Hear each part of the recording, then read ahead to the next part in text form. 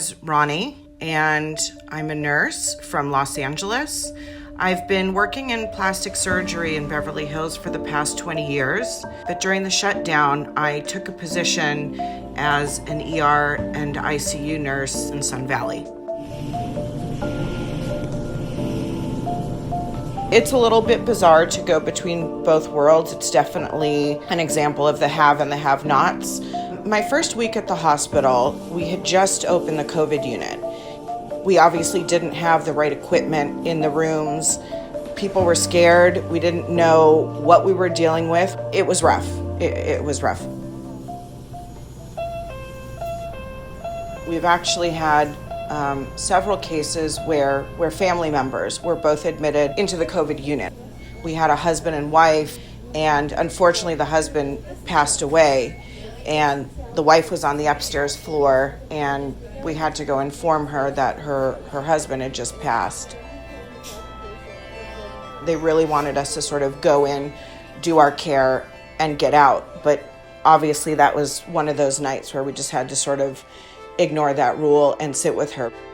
I've already had COVID. I contracted it at work. My family has already had it. Because I know that I have the antibodies, I know that I have at least some short-term immunity, I try to tend to spend a little bit more time in the room with patients, especially when they're just having a hard time.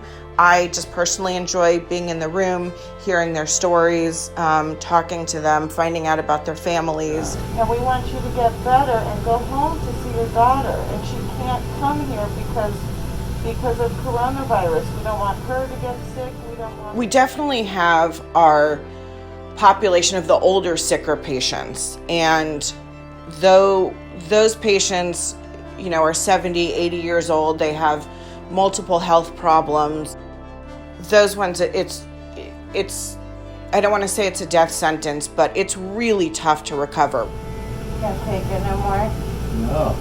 I know, honey. I know it's hard. Yeah. A lot of people will write off, oh, it's just the elderly, oh, it's just people with pre-existing conditions. It's really hard to transmit that message to the public that says, look, you guys don't understand. We're seeing people that come in that should not be in the ICU on a ventilator. It makes no sense. The things that we're asking people to do, just do things to protect not only yourself, but the people you care about. And unfortunately, what we're seeing is once people get the message, it's sometimes too late. And that's the tragedy.